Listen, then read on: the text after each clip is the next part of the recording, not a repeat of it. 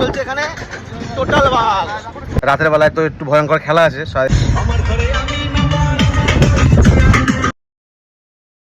Hello guys, ভ্রমণ বাউন্ডুলে বেরিয়ে পড়লো মৌসুমীর উদ্দেশ্যে। এখন ভোরবেলা, আপনারা কাস্তাপাড়া স্টেশনে ট্রেন ধরবো। আমরা 7:14 শিয়ালদা টু নামখানা লোকাল ধরবো। এই যে আমাদের ট্রেন চলে এসছে নামখানা লোকাল।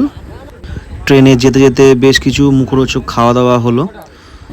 আর এই যে বর্ষাকালে একদম পুরো চারিদিকে জল আর জল, দেখতে বেশ ভালোই লাগছে। নামখানা চলে এসেছি,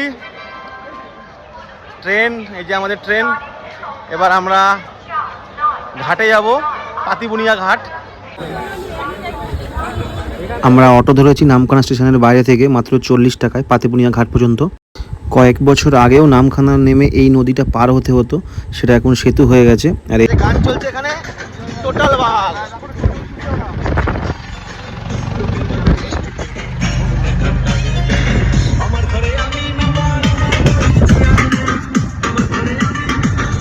এখন পাতিবুনিয়া ঘাট মানে ঘাট থেকে পার হব, ওই পার থেকে আবার টোটো ধরবো।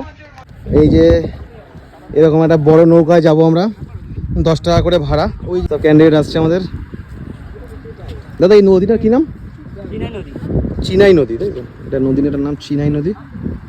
আমরা এখান থেকে মৌসুমী যাব। আমরা চলে এসেছি মৌসুমী ঘাটে। এই যে বড় বড় সব ট্রলার, এগুলো সব সমুদ্রে যায়। মৌসুমী ঘাট পার করে এখানে লোকাল টোটো ধরে নিয়েছি মাত্র 25 টাকা করে। একদম পুরো মৌসুমী ক্যাম্পের কাছাকাছি চলে যাবে, একদম ক্যাম্পের মধ্যেই। এই সুন্দর ঢালাই রাস্তার ওপর থেকে আমরা যাচ্ছি, একদম পুরো গ্রাম্য পরিবেশ। একটা গ্রামের একটা আলাদা গন্ধ আছে। এই যে আমাদের হোটেল অপরাজিতা বিচ রিসর্ট, এখানে নাম্বারও আছে।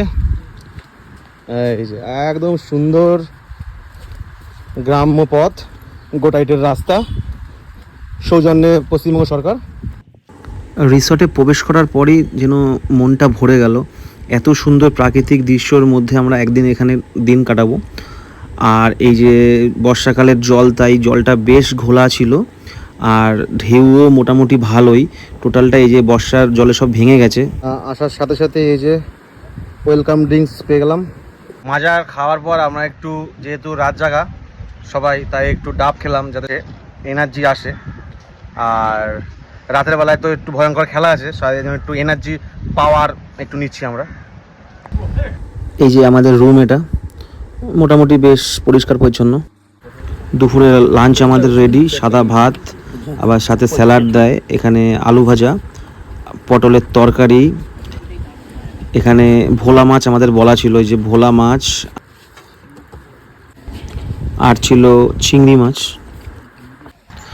বর্ষাকালে এই মৌসুমী অঞ্চলে জলের ঢেউ ছিল একদম পুরো সমুদ্রের মতো। আমরা বিকালে একটু গ্রাম ঘুরতে বেরিয়েছি।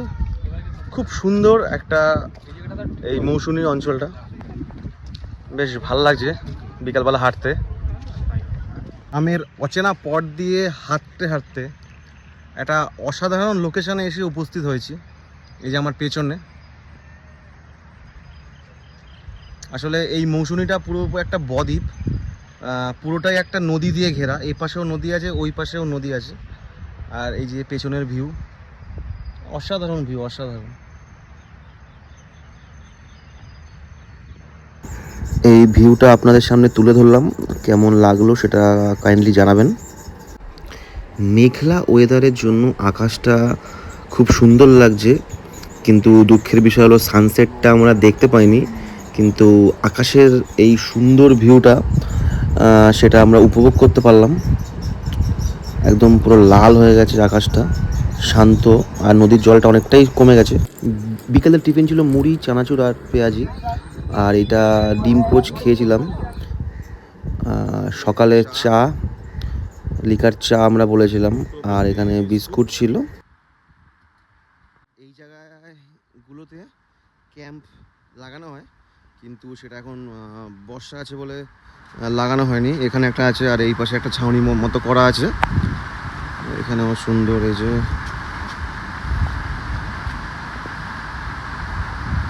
মোটামুটি ভালো, ক্যাম্পটা খারাপ না, বেশ ভালো। রান্নাবান্নাও মোটামুটি খুবই সুন্দর। ঘূর্ণি ঝড়ের ফলে এখানে সব কিছু নষ্ট হয়ে গেছে।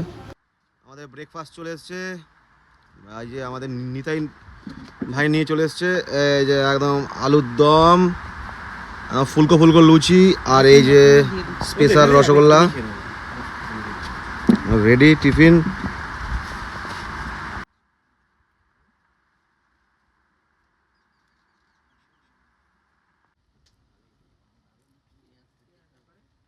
বেশ ভালো খেতে, গরম গরম সুন্দর। আমরা মৌসুমী থেকে ফিরে যাচ্ছি, আজকের নাইট স্টে আমরা বকখালিতে করব। এবার আমরা ফিরছি আবার, এই যে আবার সেম বোটে উঠে ফিরবো। এপাশে সেই সব বাঁধের কাজ চলছে। ব্লগটি কেমন লাগলো সেটা কাইন্ডলি জানাবেন।